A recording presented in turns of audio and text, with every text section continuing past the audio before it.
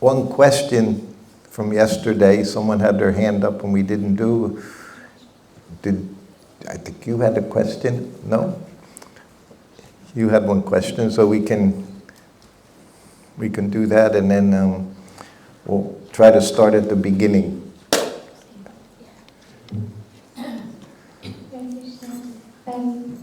You said you should never start a conversation with your guru, and if he wants to speak, he will talk. If you could elaborate a little bit on that, I don't know. Yeah, he says that. There's a few things. One thing is you don't initiate a conversation. Another one is if he offers you anything, you accept it immediately. You never refuse an offering from your spiritual master. So there are some of the guidelines. And we know Prabhupada always said, with him, he said he only had one question for a spiritual master. That's the one question you can ask, is how can I serve you? Of course, Prabhupada received so many letters. Every day he was receiving letters and questions were there. I mean, Prabhupada was managing everything. He was managing all the temples as well. So there were always questions. But like I saw just like on a morning walk, and we'll get to that point as well later on. But on the morning walk, sometimes Prabhupada, he would just walk and chant japa. And you could understand, if you were attentive, if you were observing, you could understand he wants to chant and walk. And if he wanted to, he could stop at any time and he could ask any question. He could say anything. Like I described yesterday, he was, what color is Krishna? But that's up to him. A spiritual master, you try to understand his,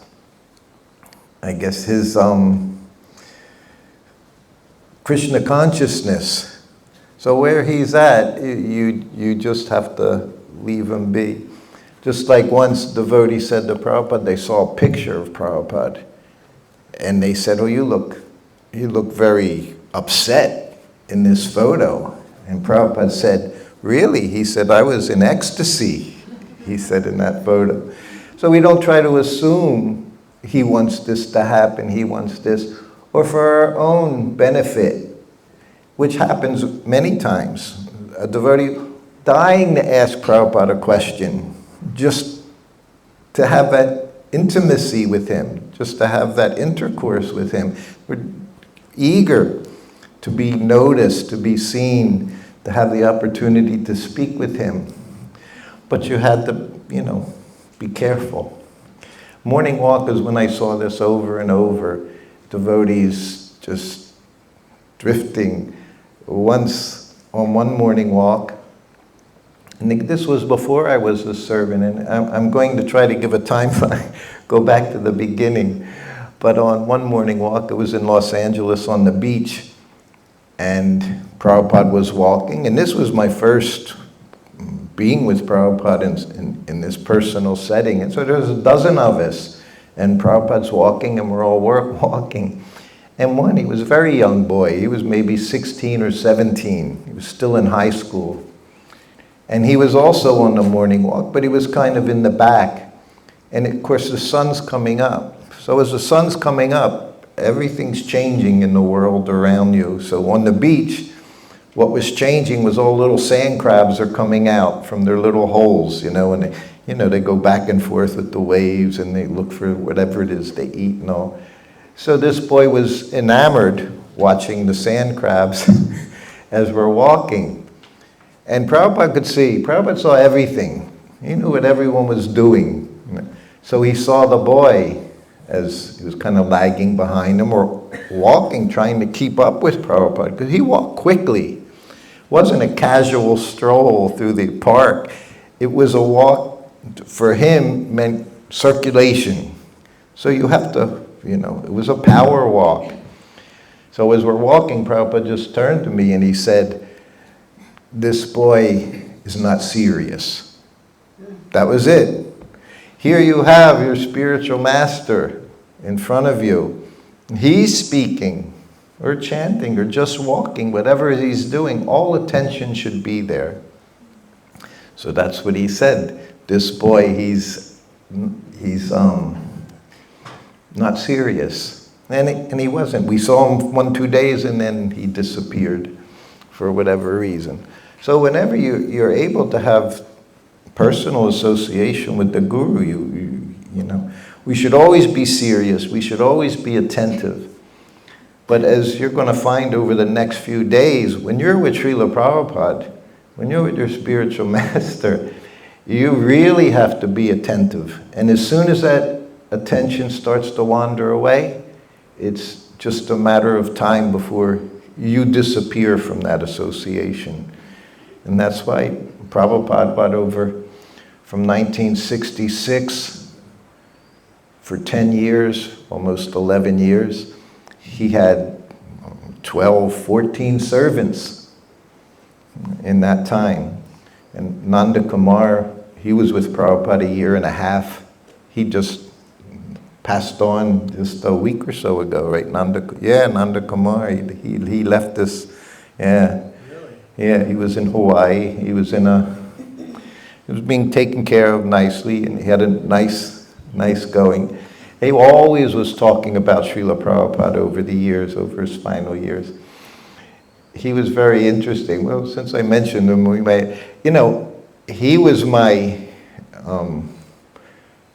what is it called? He was my mentor. Even without saying anything to me, I learned what it meant to be servant just by watching him for 1 week while I was in Los Angeles. And I'll get there soon. I want to talk through those things. But Prabhupada said he was expert servant, and he was. He took care. At that time, Prabhupada traveled with deities, so he was taking care of the deities. He was pujari. He was very good pujari. He was a very first-class cook, and he did everything very attentively. The way he prepared Srila Prabhupada's meals and the way he found the ingredients, always looking, even back then, 1970, 71, looking for organic ingredients to cook for Srila Prabhupada. And he was also very health conscious back in those days. It was like the early days of, I remember different temples. One temple, they were only eating practically sprouts, different kinds of sprouted greens and all, no sugar, no white flour. And Nanda Kumar was like that. He was very into health, very into yoga. And once he decided, because Prabhupada ate rice, chapatis, dal, sabjis, sometimes pakoras, we know he loved kachori, so things like that. So he wanted to introduce healthier foods, which meant nice salads with lots of fresh things in them and all. And he made a salad, big salad, along with Prabhupada's lunch one day. And Prabhupada ate it, he enjoyed it. He made the salad, Prabhupada ate the salad, And then, so Nanda Kumar felt encouraged. So the next day, again, he made nice big salad, put it on the plate along with everything else. And he brought it in, put the plate down, offered his obeisances, and Prabhupada looked and he saw the salad and he said, I've been eating what I want my whole life. He said, I'm not going to stop now. And at that time, Prabhupada was already 76 years old. And it's funny because I learning from Prabhupada, I say the same thing. When people say to me, you're eating this and you're eating this. And I'm saying, I'm 73. I said, my blood count's very good. I'm not diabetic. I said, I've been eating what I want my whole life. Why should I stop now? It's gotten me this far. So that's what happens when you're with Prabhupada. You take your pages from Srila Prabhupada. So he says, not imitation, but you follow in some ways the way Prabhupada did things. But it's important to not want to use your spiritual master for your own pleasure, just so I can talk to you. And this is what it was, basically. I have that need to have some relationship, see eye to eye. So many were just happy. Prabhupada would speak, whether he was giving a class or on a morning walk, especially classes. And he could look right at someone as he was making a point, some philosophical point, and the devotee would say, he answered my questions, just what I wanted. He gave me questions or answers to my questions that I didn't even ask him. So the spiritual master can do that. So that's why we have to serve. Our mood is always one of service. So just for the sake of asking a question and being noticed, that's not a service attitude. That's a little different. So yes, but no, very, very nice question. And is that answer okay? Okay. So as I said, and my wife reminded me, she said how I was all over the place yesterday. I said, yes, but it was all Prabhupada's place, where it was all about Srila Prabhupada. And I don't have a sheet in front of me, but I thought I would go back to the very beginning, so when I first saw Srila Prabhupada, when I first met him. So I told you already, I moved into the temple at the end of April 1971. I was literally in Pittsburgh Temple for a week or 3 weeks, until the Bahulaban farm was purchased and we could move there. And it was funny, in Pittsburgh at that time, the deities there were the Jagannath deities that we see in New Vrindavan. If you know New Vrindavan, Jagannath deities from the floor there, they're like this high, they're very big. And just so you understand a little about me, everything I was told, I just accepted. So I went into the temple, and of course when you went into the temple in those days, maybe even these days, you always smell incense, you'll smell ghee being cooked, and if Prabhupada's coming, you smell paint, because everything gets painted before he comes. And it may even be wet to the touch when Prabhupada comes. That's how everything would go on so quickly. So I get to the Pittsburgh temple, and in Philadelphia, where I went to the temple before moving in, they had no deities. So I go to Pittsburgh, and there's Jagannath, Subhadra, Baladev, and they said, this is God, Lord of the universe. I'm like, okay. I was chanting in front of Jagannath, Subhadra, and Baladev. I just accepted everything, whether it was from past life or just so much desire just to find Krishna, to find God. So then after being in the temple in New Vrindavan for 3 months, I gave you a little idea what it was like there at the farm. No running water in the house. There was a well outside the main door, about 5-10 meters away. That was the source of water for the whole temple, for the whole farm. And 72, when the guests came, they always wanted to help. And one of the Matajis, she had a bucket of water and she washed all the floor.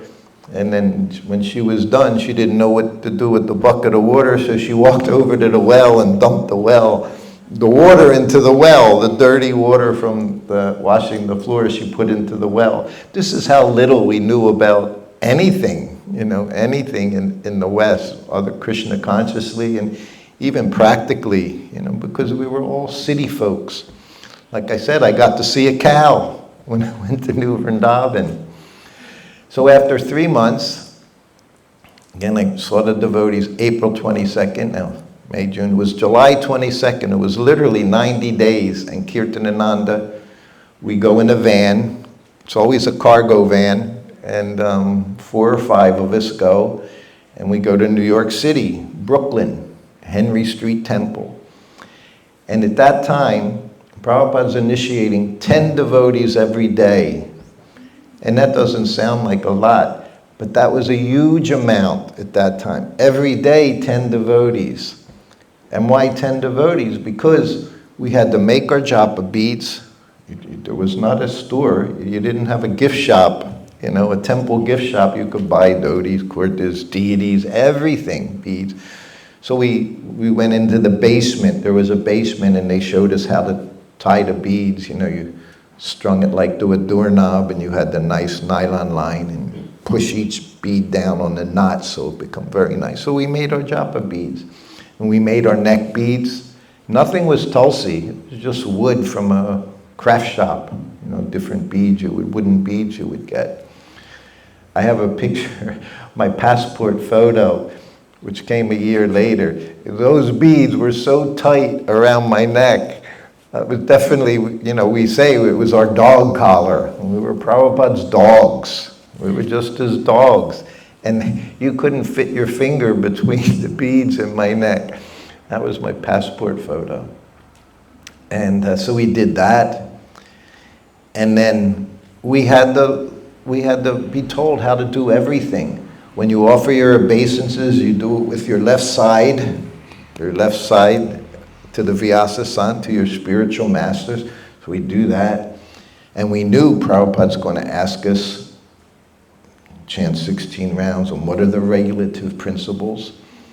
And the fire was there. Fire jugga was there, and Prabhupada sitting on the Vyasa-san, his secretaries next to him with the names, all our karmi names, and our new names, which we didn't see them yet. And Prajumna, he would do the fire. And so we're all sitting there, and that was the first time I saw Srila Prabhupada. So it was in the morning, and of course Prabhupada gave class in the morning. And now it's July 22nd.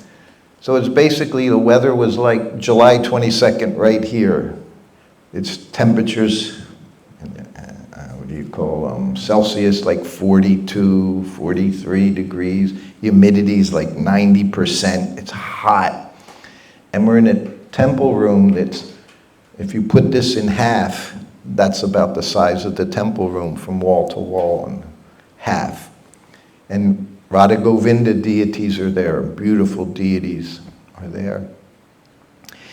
And the temple room's packed because Prabhupada's there. And it's New York City. Devotees come from all over the East Coast. They come from the West Coast to see Srila Prabhupada. So the temple room's packed, and there's a kirtan going on, and we're all chanting and dancing. And as I said yesterday, Prabhupada, he was just transcendental. It was almost like now you can see, you know, with your Photoshop and all, you know, you can have a photo and highlight one person in the photo in color and make everything else black and white. That's what it was like when you saw Srila Prabhupada. He was effulgent, and that's all you saw was Prabhupada. His cloth was effulgent, he was effulgent, and his eyes always glistened, always glistened. And he had various looks. He could look very, very grave. Like I said, devotee said, you look very upset. He said, I was in ecstasy. So you couldn't say, well, oh, he's like this or he's like this. You didn't know the mind of the spiritual master. I never did. 2.5 years, I never knew what he was. I could sometimes have ideas after being with him for some time, but we didn't know. And everyone was just fixated on looking at Srila Prabhupada, watching his every move. And in a kirtan, is all he had to do, devotees would be dancing and they're surrounding him. Everyone's around him. Men on one side, women on the other side. And there's always that open area in the middle so Prabhupada could see the deities, because his Vyasa-san would be in the center of the back of the temple. So that's what the layout was like. And all he had to do was go like this, and everyone would jump up and down. It was like we were all connected by strings, you know, so he would just make us dance. Just by looking at us, he could make you dance. He'd go, smile. That was it. He put you in ecstasy with a smile. And I can say, Prabhupada loved his disciples so much. He enjoyed their company because there was reciprocation there. He was giving him Krishna. And they were also giving Krishna he was seeing them develop in Krishna consciousness. So he was very, very happy to see Krishna being given all around the world. So anyway, the kirtan stopped. I'm right here. This is the Vyasasan. I was like right there because I was with Kirtanananda. I was just a new bhakta. I wasn't a book distributor, wasn't a sannyasi, I wasn't a temple manager. I was just this boy from New Vrindavan. But because I was with Kirtanananda, one of Prabhupada's first disciples, first sannyasi, because I was kind of his, almost like his servant, but not officially, but I did things for him. I got to be there. Like they say, it's not what you know, it's who you know. It's who you associate with. So I was with him. So he was behind, but I was there. So the kirtan stopped, and of course, Prabhupada starts chanting Premadvani. Everybody offers obeisances. Now when you have a room packed, everybody's standing, now you're going to take up twice as much room by offering obeisances. It became very crowded as we all offering obeisances. I'm also offering obeisances, but I just want to see Srila Prabhupada. I was never like, you see Radhanath Maharaj, how when he sees the deities, he offers his obeisances, he offers his respects. It's not a quick, just get it done and stand up. You do respectfully. You're in front of the Supreme Lord. You're in front of the servant of the Supreme Lord. Prabhupada said Guru is servant Krishna, servant personality of Godhead, because all he does is give you Krishna. That's Guru. But I wasn't that person. So I just wanted to get up and look at Prabhupada. Like you say, you want talk to the spiritual master. I just wanted to see him. So I was not the most respectful person. But what happened when I finished my obeisances, everybody else is still offering their obeisances, very heartfelt. So I sat up, but when I sat up, I sat on one brahmachari's head who was still offering his obeisances. So he wasn't happy because my bottom hit his head, and he pushed me off. And when he pushed me off, I flew right across Prabhupada's lap on the Vyasasan. Just dove like I was diving for him. So I dove onto his lap. And Prabhupada said the very first words to me, "What is the difficulty?" So then I shrank back into my place and put my head down. So if you heard Radhanath Maharaj's class yesterday, he mentions that as well. Usually Prabhupada would say, what is the difficulty meant? There isn't any difficulty. He would say this Krishna consciousness is so nice. We chant, we dance, we take prasadam. We do a little service and take rest. What is the difficulty? But when he said it to me, he meant exactly what he said. What's your problem? Why are you flying on my lap? So that you could understand from the very beginning, I had a very special relationship with Prabhupada. And, but that was the only time I had any interaction with him at that time. It wasn't the most, wasn't the best thing to do. It wasn't a nice thing, but it happened. And Prabhupada forgot about it. And then initiation day. So we're all sitting there, 5 on each side by the fire, which hasn't started yet. And you're going to be called. And you're breathing, your heart's beating, because you're with Prabhupada, a pure devotee, this person who's giving Krishna to the whole world. And the 3 months I was in the temple, that's all you did was you heard about Prabhupada. Prabhupada's doing this, Prabhupada's doing that. Soon after I joined, Prabhupada's in Russia. He was in Russia for that 1 week. Very famous trip, Prabhupada going to Russia. Imagine, he made one disciple. Whose name? Ananda Shanti. He made one disciple, boy disciple. And from that one, he literally, see, the spiritual master can do that. Guru can do that. The pure devotee, even you're not qualified, he can give you everything necessary to spread Krishna consciousness. Even you don't follow the rules and regulations, he's able to make you a devotee. So whether, I don't know, I met him years later, but I don't know his qualification or not. But that one person is responsible for thousands, tens of thousands of devotees in our society in Russia. And he underwent so much difficulty, so much punishment, put in jails, given brain-altering substances, tortured. He was tortured. And in the end, he wasn't around to be found. They know. But he was a great devotee. You can never understand, you can't understand who's devotee sometimes, who's not a devotee by external things.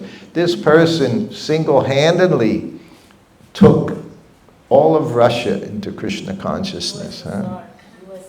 USSR, yes. This was before it was, this is when her mother, 1983, her mother and father, they were distributing stapled mimeograph sheets of Bhagavad Gita as it is, under the threat of imprisonment all around the USSR. They would use her children. She was born in 84, 87, 88, 4 or 5 years old. They would use the children to distribute because everyone likes children. So it was incredible what happened. But this was... Yeah, the distraction while they were distributing books. But Prabhupada empowered that one person. And when I went to Russia, it took me, I didn't go to Russia till 2007. And I was always so eager to go to Russia because Prabhupada was there. And I went to that very place where he would walk every day in Red Square.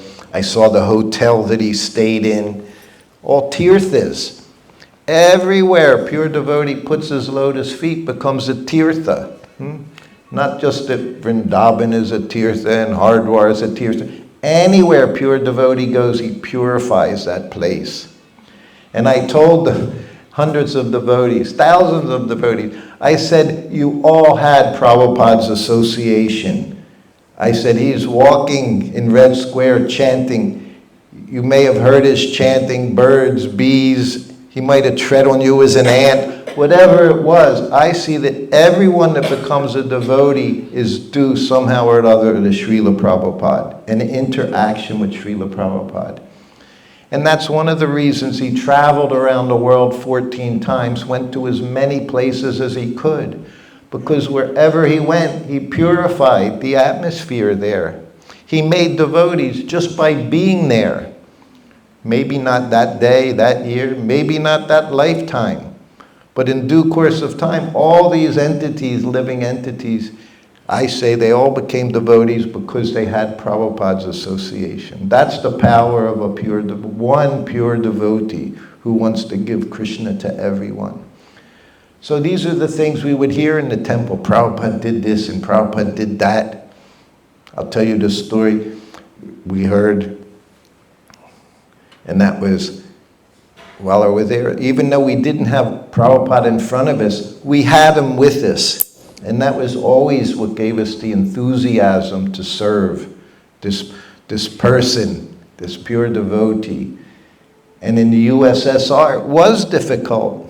We learned in America as children, they had to stand in line for milk. They had to stand in line for rice. You couldn't get vegetables. That's why... What's the soup? Borscht. Because it's potatoes and beets. Cabbage. There was plenty of that. And that was the main That was the main meal, borscht. So anyway, Prabhupada's there with Shyama Sundar and Aravinda, and they're struggling to get everything. And the one day they went out and they got in the line and they got rice, they got sugar, and milk. So they came back and Prabhupada said, make sweet rice. That was simple. So they made sweet rice, but then after they cooked it, and this is what we're hearing in New Vrindavan. We're hearing these stories that would travel. No internet, no telephone. Somehow or other, these stories would travel instantly around the ISKCON world. Prabhupada said, make sweet rice. There was nowhere to put the sweet rice. He said, use my lota. And then I didn't know what a lota was. None of us knew none of us had seen a lota. Nowadays, none of you know what a lota is either, because you can't find them, just plastic cups. This was a bell metal lota. So Prabhupada said, put the sweet rice in the lota. Where did this lota come from? Prabhupada's bathroom.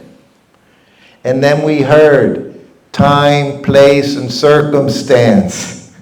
We would hear that over and over. We would hear these different phrases, time, place, and circumstance. Do the needful. Things Prabhupada would say. We would grab these little phrases by Srila Prabhupada and print them. We would tattoo them in our minds, how to practice Krishna consciousness. So that was what was going on. So now initiation day, I was initiated. Kirti Raj was initiated.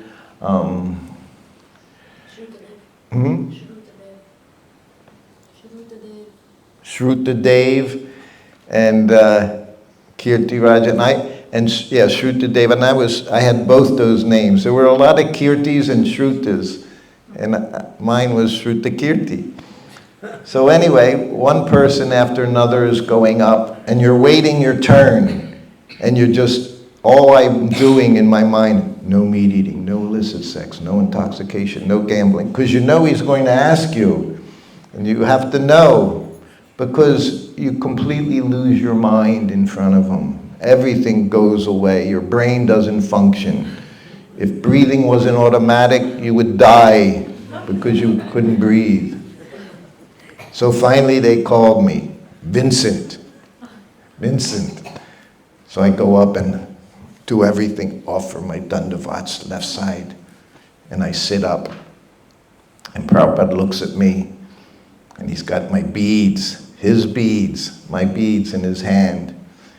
And he says, so what are the regulative principles? And I went right through them. No meat eating, no illicit sex, no intoxication, no gambling. He said, and he didn't say in chant 16 rounds to me.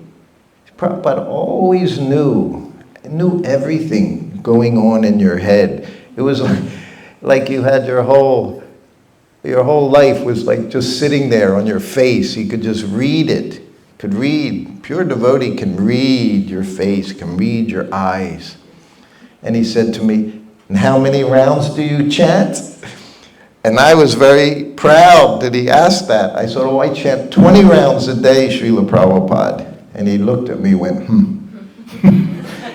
Not impressed. Soon as he would see pride, not impressed. And then he said, your name is Sruta Kirti. And then he said, Sruta Kirti is a name for Krishna. And then you could hear the devotee, ooh, they're going, name of Krishna. And then he said, Sruta Kirti means one whose activities are world famous. And again the devotees were like, whoa, Haribol. And then he looked at me and said, and you're Sruta Kirti Das. And then he gave me the beads. That was the first time he gave me a little, well, he knew this is the guy flying on the Vyasasan. This is a crazy kid. Who's this crazy kid? Yeah. So then I went back, and one of the devotees, what's your name? I said, I don't know. I said, I don't remember, And we would go, after the ceremony, we would go to Prabhupada's front door of his room. And Prajumna, the Sanskrit editor, he had a list who was initiated that day, and it had your Karmi name, and then it had your Sanskrit name with diacritic marks. And you would write your name down and put it on you so you remembered who you were. You remembered. So that was July 22nd. And I didn't get to see Srila Prabhupada when he arrived in New York. We all went there to meet Srila Prabhupada at the airport. But what happened, there were all these different vehicles from Baltimore, Washington, D.C., and Philadelphia. And we got there, and I knew the devotees from Philadelphia, and one of them said to me, "You want prasadam?" He said, "We have pizza prasadam." And as soon as I heard the word pizza, I was sold. So when it was in the van eating pizza while Srila Prabhupada was arriving at the airport. So I missed the opportunity to meet him because of my tongue. Yeah. So then I went back to New Vrindavan and assumed my services. And when the fall came, I was very fortunate because Kirtanananda, he had bought these school buses, 1, 2, 3, 4 school buses, and we converted them. And that was the beginning of the road show, the Transcendental Road Show. And the road show had Radha Damodar, brass deities. They're now in Gitanagari, Radha Damodar deities. But they were on the bus. It was Damodar. He was literally tied in on the altar on the bus. So one bus was the temple room, one bus was the kitchen, which I cooked in, one bus was for the men, one bus was for the ladies, and that was the beginning of the road show. So for the winter time, I didn't have to be in New Vrindavan in 1971. I got to travel down south. We went down through North Carolina, South Carolina, Alabama, Georgia. And these were all very, very Christian, very strong Christian people, black and white, but very Christian. And seeing us was not something that they could understand at all.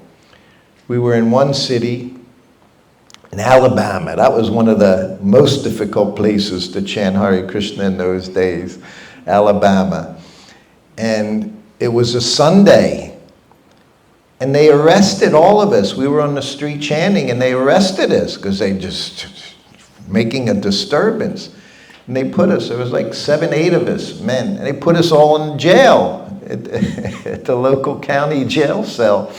So we're all in jail in this one cell. And it was Sunday. You know what Sunday is? A Sunday feast. And now we're in jail. We lived for the Sunday feast because we ate very austerely all week, just especially with Kirtanananda. It was basically khichdi and chapatis. And that was good. It went down from there. But now we're in jail. But we knew one thing. We knew that seva, your service, could also be done mentally. Because there's a story. It was Madhavendra Puri, who made the sweet rice. Some South Indian brother. In his mind. But he touched it, he burned his finger, right? He burned his finger. So we all decided we're going to have the Sunday feast anyway. We'll just do everything mental seva. We'll do our mental seva. So I cooked everything. I sat there, sat down, and you know, these local police are looking, these crazy people, all shaved heads, dhoti, tilak. We're crazy looking, like from Mars. And they're all sitting there meditating and they're chanting, and I'm making halava, I'm making pakoras. You can make anything you want, you know, when you do it with your mind. There's no limit to what you can do. So then we finished, we offered everything, we offered obeisances, said all the prayers. All the devotees sat along the wall, and I served them all prasadam. there wasn't anything there, but was and they released this. You know, they just, these people, they don't. Whatever, they're not going to stay in jail. Just get rid of them, you know, because we're eating everything, we're doing everything. There's nothing there, but they just saw these crazy devotees, so they had no reason to keep us, so they just released us. Almost prashadam. It was very tasty. Right? Like I had the pineapple halva. It was very, very good. The pineapple halva, the sweet rice. And New Vrindavan, we live for the Sunday feast, and we particularly live for the sweet rice that was made every week, the week before, and it was in the big milk jug. It would be kept in the barn and made cold, and it was the most transcendental sweet rice you could imagine from our cows. Before they bought the milk, the cream separator, we had full cream milk from Jersey cows, the Jersey cows. It was yellow on top. It already looked like butter. It was so wonderful, huh? So now I'm there. Like I said, I was milking cows and just doing farm-like things. I went on the road show. Then we came back. After a few months, we came back from the road show. And then May came. And that's what I told you. May is when I received my Brahmin initiation. So at that time, we drove across country again in the van from New Vrindavan to Los Angeles. It was like 4,000 kilometers. It was like almost 3,000 miles. So it took us days to do it. And we would drive almost continually to get to see Srila Prabhupada. And that was the one time I did book distribution in Los Angeles. We had the Krishna book, Volume 1. And we didn't go in the streets. We literally, the temple management there, they had different parts of the city. You know, there was Brentwood and Culver City and Santa Monica. So all these devotees were coming again to see Srila Prabhupada on the West Coast. So they would give us a certain area to do. And me and Yadavananda, we were together. We were close. And we'd just knock on doors with the Krishna book. And some people, they would turn you away, but then younger people, so all you had to do was open the book to George Harrison's statement. And, you know, you could see inside the door smoke would be billowing, you know, they're smoking and things. And so you just show them George Harrison. And then you'd start to show them the photos in the Krishna book from the artist. And they were very simple photos, but they were completely transcendental. They were by Srila Prabhupada's, instructed by Srila Prabhupada how to do everything, what kind of shoes they wore. When Vrindavan, they didn't wear shoes. He said the Kshatriyas had shoes like that. So he would give us the details, who had beards, who had mustaches, who had shaved heads. Everything they did was dictated by Srila Prabhupada at that time. Every photo. So we'd show them, and you could sell these. It was wonderful. We'd sell people Krishna books. So then, at that time again, I'm with Kirtanananda Swami. So because I'm with him, I'm on these morning walks. Some days he would walk on the beach, Venice Beach. Other days he walked in the park. Right now I forget the name of the park. It was close by to the temple. It was a very pretty park with a lake, and he would walk around the lake a few times. So I would be on those walks because I was with Kirtanananda. Only like 6 devotees on the walk. GBC, sannyasis, Kirtanananda, and me, somehow or other. And then I became attached to Prabhupada's person. And then I got to see in the temple room, this boy, young man, he's Prabhupada's servant. I never imagined Prabhupada had a servant. And I was so enamored by watching the servant. At one point he looked at me like, why are you looking at me? And I had to turn away because I even stopped watching Prabhupada. I wanted to see how the servant was doing things, giving Prabhupada his cane, giving Prabhupada his glasses, opening the book, everything. I was just watching it and thinking, this is amazing. I never imagined I would become his servant. I never thought about it.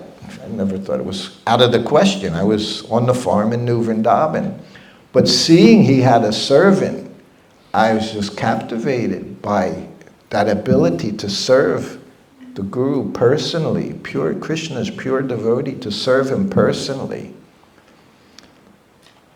So that was, and then in the morning, sometimes Kirtanananda would, after class, would bring us into Prabhupada's room. He would bring Kaladri and myself in. Kaladri and I on the farm, we say we were like his right and left hands on the farm, Kaladri and I. Kaladri was much more qualified and much better, but I also did some things. So he would bring us, and the one day he brought us into Prabhupada's room in the morning, right after class. And Prabhupada's room in New Dwarka, Los Angeles, was a white tile floor, and of course it was waxed.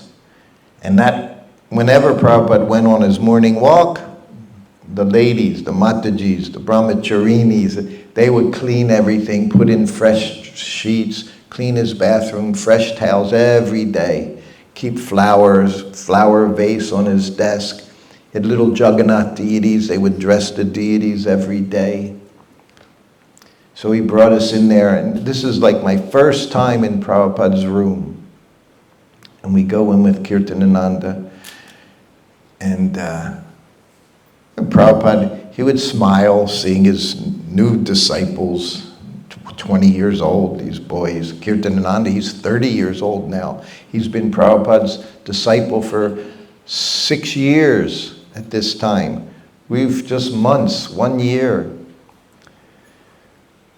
And we're sitting there, and Kirtanananda says, these, brahmacharis from New Vrindavan. And Prabhupada looks at us very nice, and he looks at Kaladri. He says, what is your name? And he says, Kaladri Das, Srila Prabhupada. Then he looks at me, and what is your name? Nothing came out of my mouth. And then I hear Kirtanananda say, that's Sruta Kirti, Srila Prabhupada. And Prabhupada goes, okay. And then his servant came in with his breakfast plate. And he puts it down. His Prabhupada had a choki table against the wall. Prabhupada had a straw mat. He would sit on a straw mat to take prasadam. No cushions, a straw mat, not necessarily cross-legged. He generally took it with the one leg up like this and the other one like this, and he would, like that, he would eat. That was his general way of taking prasadam. So his servant comes in, he goes and he puts the plate on the table in the other room, offers it to obeisances, and he gets up, starts walking out the door, out the sitting room, and Prabhupada says, where were you at class? And I'm like, whew, that was it. That's all I needed. And I'm already like petrified, just hearing. He's chastising someone else. I'm already frightened. And his servant says, oh, Prabhupada, I was preparing your breakfast. And Prabhupada looks at him, cutting fruit. Anyone can cut fruit. Your business is to be at class every day. Yes, Prabhupada. And he offered obeisances and left. That one statement set me up for 2.5 years. I never missed one class in 2.5 years. One day I had malaria in Vrindavan. I didn't even know I had malaria. Wasn't sure what it was. And I'm playing the mridanga, my hands are like collapsing. And then Prabhupada started giving class in Vrindavan, Krishna Balaram Mandir, 75. And I nodded, and Prabhupada saw it. It was the only time. I was always very aware. If you see videos, you'll see my mind could be a million miles away, but I'm looking at Srila Prabhupada as he's speaking. I'm looking attentive. I may or may not be attentive, but I'm trying to be attentive. But I nodded, and Prabhupada looked at me, right in the middle of the class, right in the middle of a sentence. If you're tired, go sleep. Which even then that was it. Your blood starts flowing. So there's no question of sleeping. Later on, he knew what happened, and of course he did many wonderful things for me. But at that class, but it was just that one statement he said. I guess it was my nature, very observant. You'll see, I see everything going on. And that was very helpful to be with Srila Prabhupada. You had to know what to do, when to do it, how to do it, all the time. Then you can be servant. That's the quality you need to be, always attentive. I'll say it now. It was also in 75. He rang the bell in his room, Krishna Balaram. I went into the room. He said, first class servant knows what to do without being asked. He said, second class servant, you tell him what to do and he does it. Imagine, if he has to tell you, you're already second class. It means you don't know what you're doing. You have to increase your understanding. And then he said, third class servant, you tell him what to do and he doesn't do it. Or he does it begrudgingly. Prabhupada had such wonderful use of the English language. He does it begrudgingly. So I saw that. And so that was that day. Now, every afternoon, we're going in Prabhupada's garden. And again, I told a few stories about Prabhupada in the garden, the blue sky. Govinda Mari Purusham Tamaham Bhajami, as he said. But I'm in the garden with Prabhupada because I'm with Kirtanananda. So it's very essential to hook yourself up with good devotees in Krishna consciousness who can take you to your spiritual master, take you to their spiritual master, take you to Srila Prabhupada. This is what you want to do. So somehow or other I was fortunate in that way. I'll go back a little bit. It was just a few years ago I had a little realization. I told you my father died, I was 3 years old. And I had one sister was 3 years older than me, one sister was 5 years older than me. And I had your typical Italian mother. And she had to work because her husband died. So she was working, she would come home in time to cook. Ironing was going on, cleaning was going on, all these things were going on. And that's all I got to see growing up. I never got to see the masculine alpha side, the man coming home from work, plopping on the couch, give me a beer, do this, do that, waiting for dinner from his wife. I didn't get to see that, what a man does. I got to see what women do. Take care.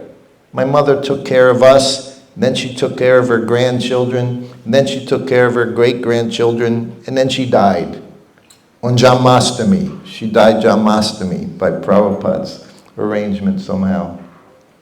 But that's what I got to see. So I credit her, first guru. Mother's your first guru. So I credit her for teaching me how to become attentive, how to take care of someone. And because of that, somehow or other, I managed to be with Srila Prabhupada for a fairly long time. And when we get to the garden, so Prabhupada, again, I told you, will tell his schedule one of these coming days. I'll tell you his regulated schedule. But the afternoon, he would go into the garden around 4 o'clock in the afternoon, and Kirtananda would be there, he'd bring me in, and there'd be like 4 other young brahmacharis. And I guess one had just left. You know, they're changing. People are coming and going, getting initiated, going back to their temples to do service. And as I'm walking in, Kurandar he was at that time, 72, he was the most influential, most well-known devotee in the whole society. Later when I became, and even then, Prabhupada was walking to his garden, and out the hallway from his room, he'd had to come downstairs, and there was a hallway, and then he'd walk out the door to his garden. And there was one step, concrete step. And we're walking out, and Prabhupada said, "So you see this step?" I said, "Yes, Prabhupada." He said, "Kurandar made this step."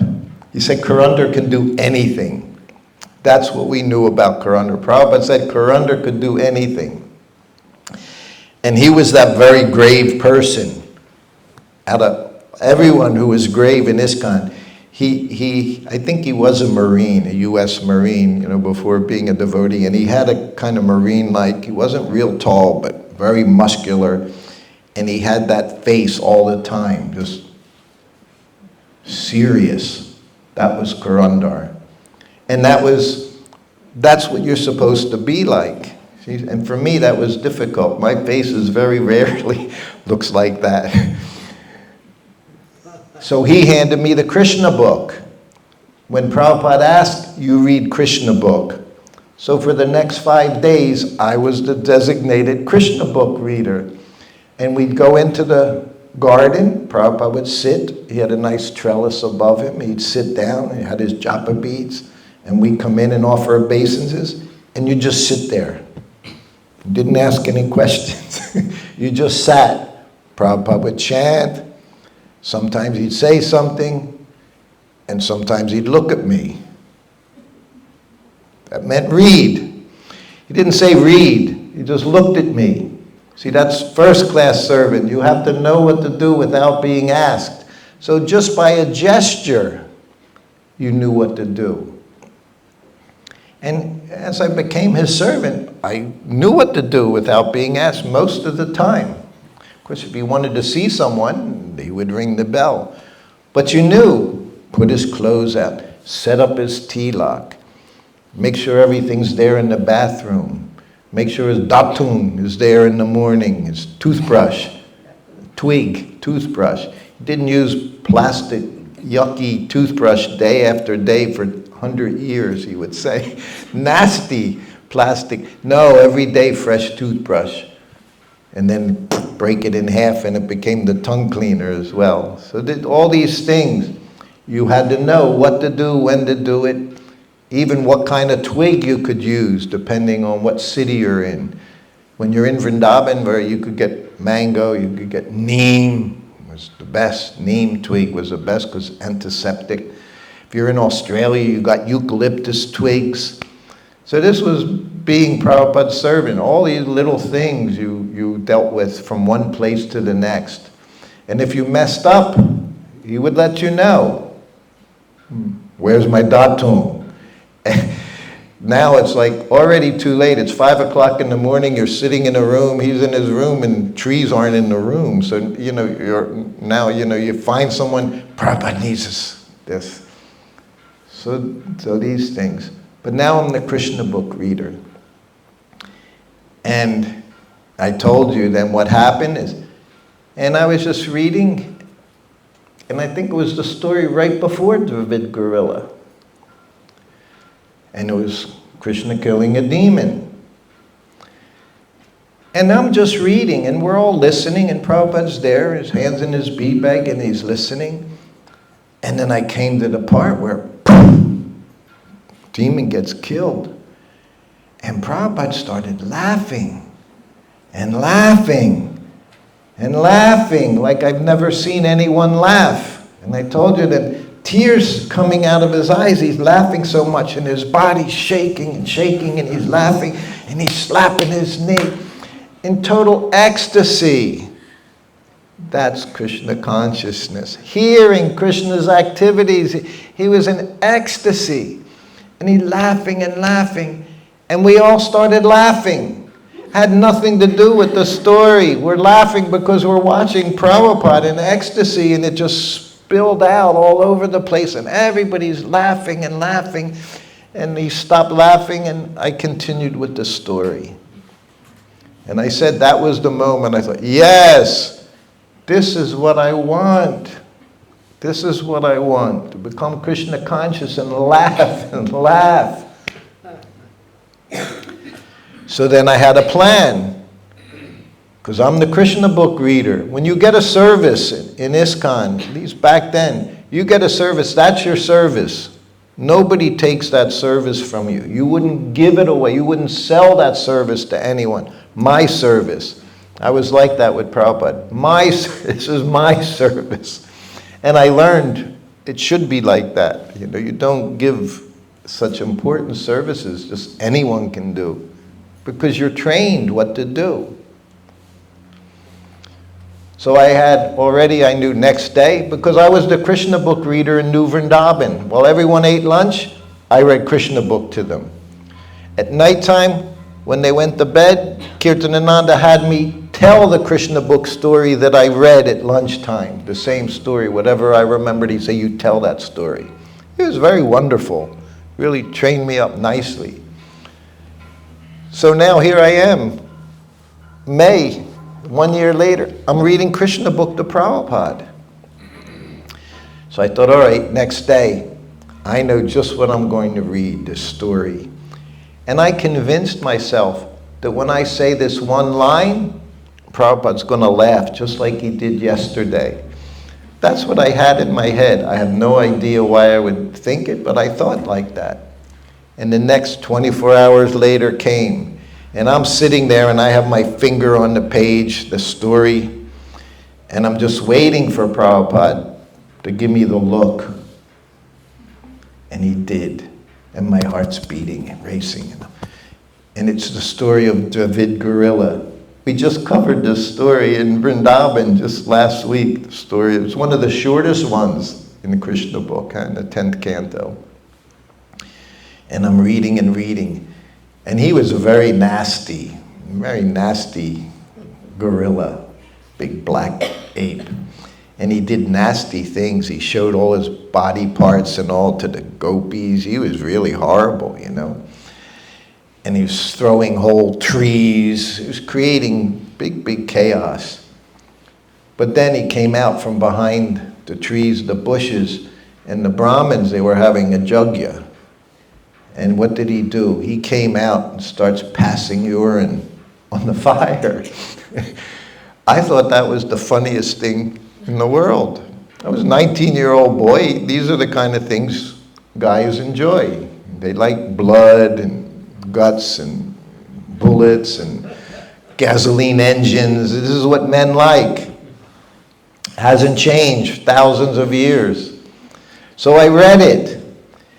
And as soon as I read it, Prabhupada started laughing, just like he did the day before, and laughing and laughing and laughing, and his body's shaking, and he's slapping his knee, laughing and laughing, just like I thought he would.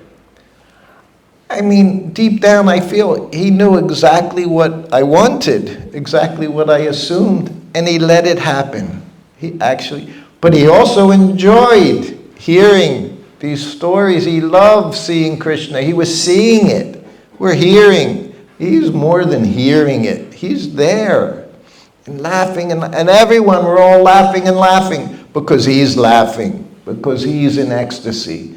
And he put us all in various degrees of ecstasy. He fulfilled my desire. So then went back and finished the story. So then the next day came. I say Krishna, we know Krishna is a source of what? Your intelligence, memory, and forgetfulness. He can make you forget just as much as he can help you remember everything we remember. He can make you forget.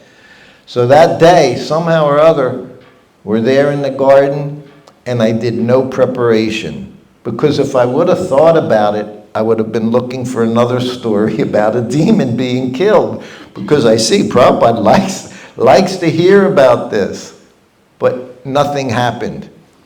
And we go in and I'm just sitting there, and right away Prabhupada looked at me. He said, read, because he knew what's going on in Sruta Kirti's head, Dasa's head. He knows what's going on. He's trying to manipulate his spiritual master. He said, read. So I hadn't picked a story. So now I'm opening Krishna book, and I'm very quickly trying to find a story about a demon. And he said, anywhere. Krishna's like a sweet ball. Wherever you bite, it's sweet. So I just went to whatever next page came, the beginning of a story, and I started reading it. It wasn't about a demon, nor did Srila Prabhupada laugh and laugh and laugh.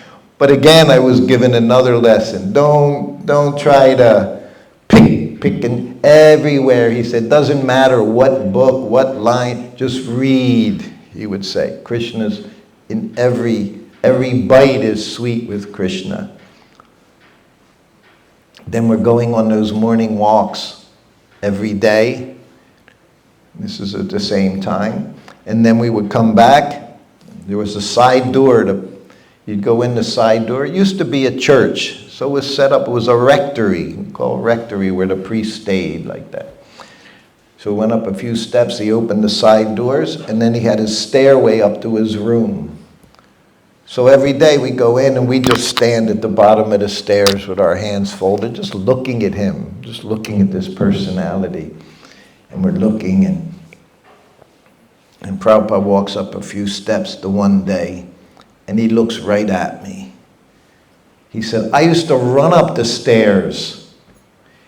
He said, but now I can't run up the stairs. He said, I still want to run up the stairs. He says, but the body has changed. So it was an instruction. And now when I go up the stairs now, I was climbing up the stairs. Each flight gets harder and harder. And I just remember Prabhupada saying, I used to run up the stairs. Because he said it to me. He knew I would be in that same position.